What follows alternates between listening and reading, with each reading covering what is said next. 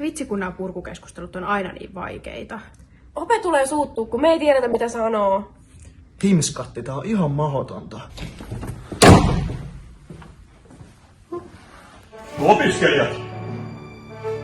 Kertokaa minulle, miten simulaatio meni. Sinä, mitä simulaatiossa tapahtui? Ne hoiti siellä.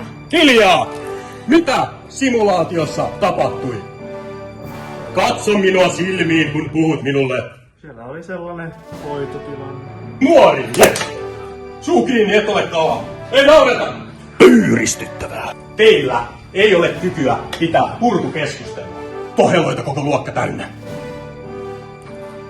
Tähän ongelmaan on innovoitava ratkaisu. Vai on purkukeskustelun pitäminen vaikeaa simulaation jälkeen? No, onneksi meillä on siihen ratkaisu.